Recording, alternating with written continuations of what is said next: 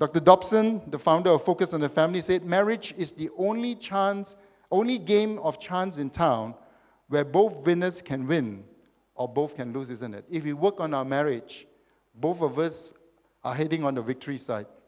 But if we don't, it's not one party that's winning, friends. If something happened to the marriage, it is not one party that is winning.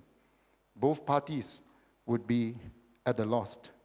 He went on further to say that married life, and this is for the couples who have just got married in particular, to remind us that married life is not a marathon. But married life is a marathon. It is not a sprint. Look at the wedding houses that's available when you go to Section 2 or SS2 in PJ. It is filled and full of them. Why? Because they are preparing people for that sprint rather than for that marathon, isn't it? They want them to have a nice feeling on that day. They send them away to Bali to take photographs. They make sure that the wedding is done in a very nice environment with all the proper decorations.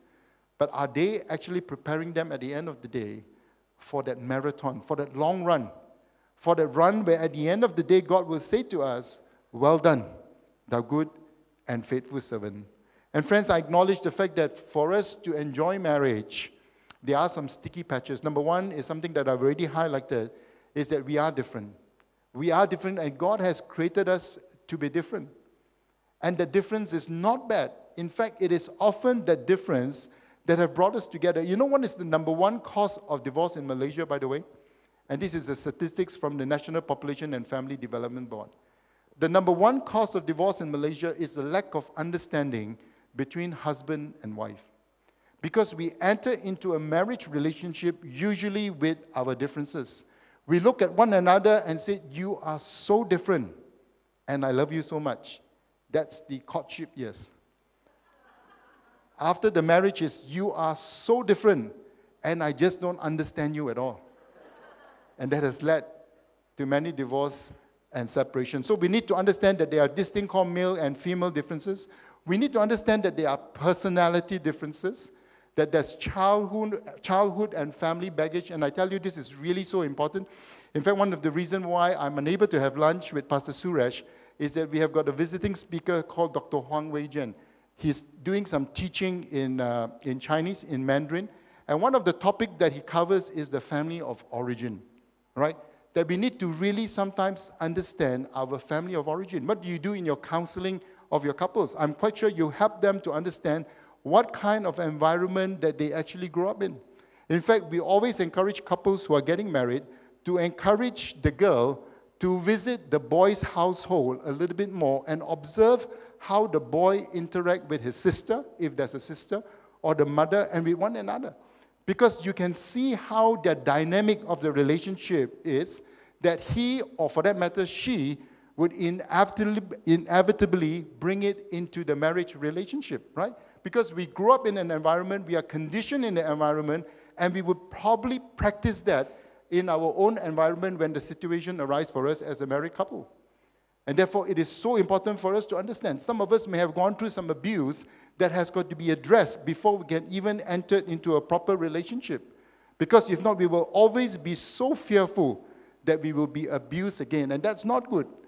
And therefore, how do we understand all this? This, as I said, could be a topic by itself, but we need to be aware what motivates us. Because oftentimes, what motivates me is different from what motivates my wife. How many of you have read the 5 Love Languages? 5 Love Languages, all right? Some of you have read the 5 Love Languages by Gary Chapman. He said all of us have got what we call a primary love language. My wife's primary love language is quality time.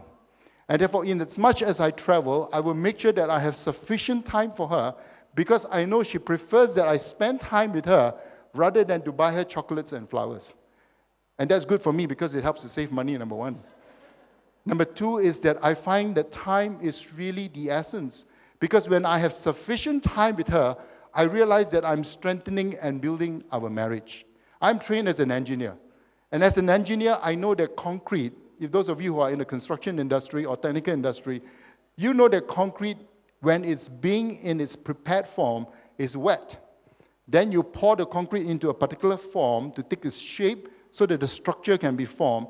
But the concrete that is being poured on the first day has not set yet. You need time for the concrete to set. Usually it's 7 days to get certain amount of strength. And by 28 days, the concrete would have achieved the strength that is designed for so that it can support this building. And this is when you remove the formwork. You know the formwork, the wooden structure that is holding onto the concrete. Why? Because the concrete has now developed sufficient strength. And I think in marriage, it is the same. If my wife's love language is quality time, I need to invest the time so that the relationship can set and can have its strength.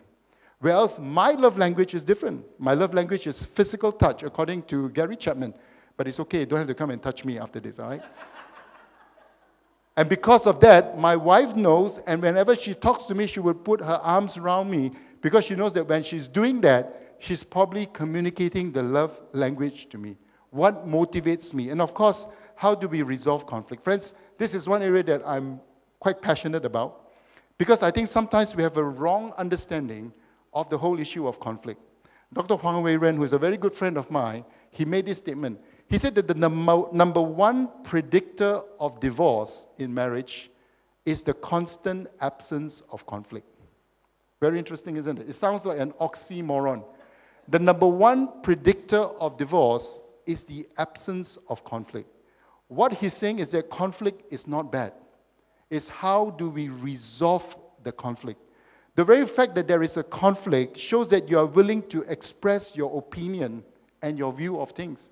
You are comfortable to do so.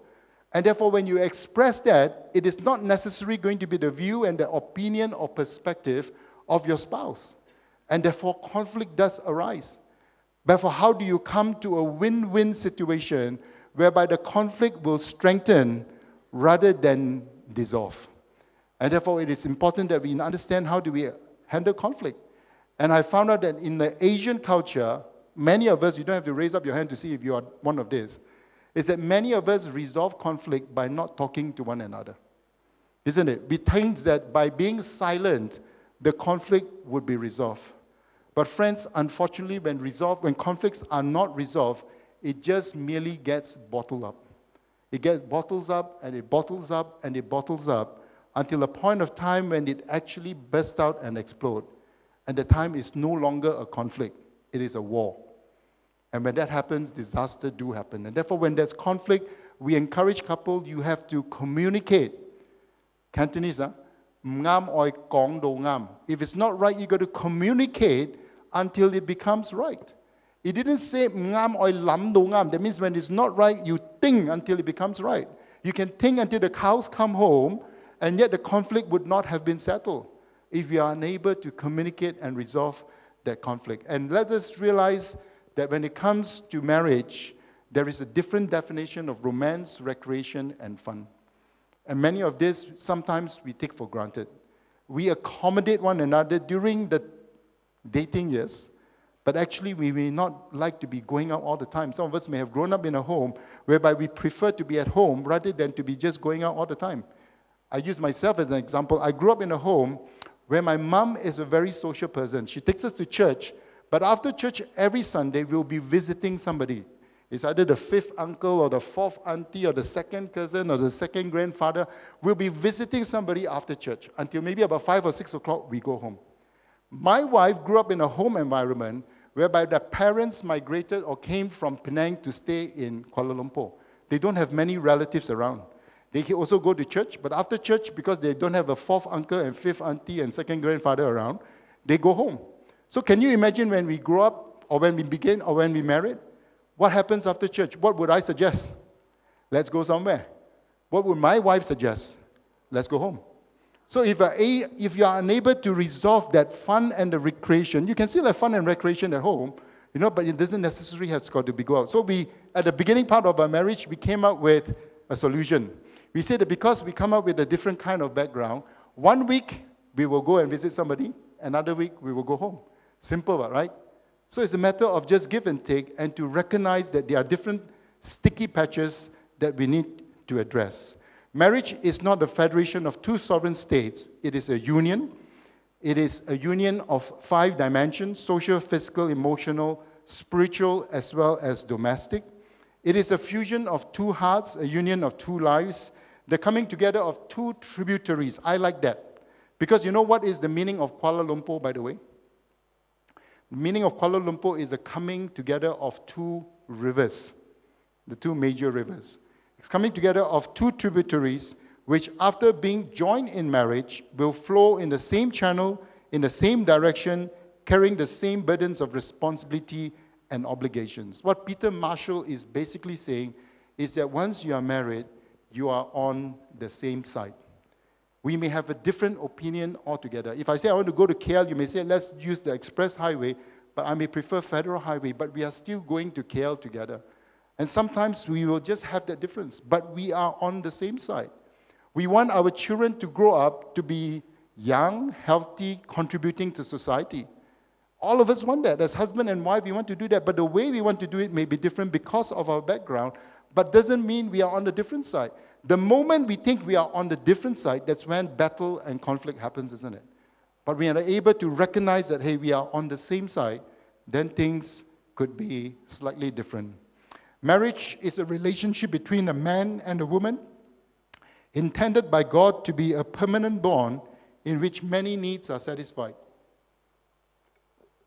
The need to love and be loved, the need for deep friendship, for sharing, for companionship, for sexual satisfaction, for children, the need to escape loneliness. Marriage ought to be a bond of sacrificial love where husband and wife have become one, a unity. And I want to pause here for a while. Many a times, how do we address our spouse? The other half. I often wonder, how come after marriage we become half, you know? We are always one whole person, but after marriage, my other half. What happened to the other half? So I've now resolved to say my other whole, the other whole person. So anyway, let me go on. It is a commitment to each other, a pledge of mutual fidelity, a partnership of mutual submission. And when you look at the book of Genesis, chapter 2, verse 24, where he says, for this reason, a man will leave his father and mother and be united to his wife, and they will become one flesh. I believe that there are 5 main descriptions of the marriage relationship. Number 1, it is a man and a woman. Right? He didn't say the man shall leave his father and mother and be united to his mate, his partner. All right? But to his wife. It is a female gender. It is a heterosexual relationship of opposite sex. The Bible is very clear. Number 2, it is a monogamous relationship. It is a man and a woman. It didn't say it's a man and multiple women, or a woman and a multiple man. And it talks about it is also a committed relationship. Why now he is committed to the wife and he is actually leaving the parents. Shall leave the father and mother and be united to the wife. It is also a public relationship. It's telling the people the very fact now I'm leaving home and therefore I'm forming my own family. And of course, it is a physical relationship. With the remaining time that I have, which I'm not too sure how much, what time do you finish? 12? Sure? But if you have to leave, like I said, it is okay, all right? I can't see you anyway. The lights are too dark, so I won't recognize who is it. Keys to a loving relationship, if I can share with you the first one, it's the importance of security. How did we come up with these 5 keys? It's basically through the counseling sessions that we have done, the marriage seminars that we have conducted, and we began to say, what are usually the keys to build a strong relationship? What are the things that people are really asking for? Why are we doing this survey? Is that it can help us to communicate to Malaysians what are usually the things that strengthen marriages. The 5 keys to a loving relationship, if I can quickly share with you, number 1 is security. And all of us as Christians, we need a security, isn't it? I think the greatest security that we can have is actually from John chapter 3, verse 16, isn't it? Where it says, for God so loved you and I, the entire world, for God so loved the world that he gave his one and only begotten Son. It's not that he has got many, he's got one and only.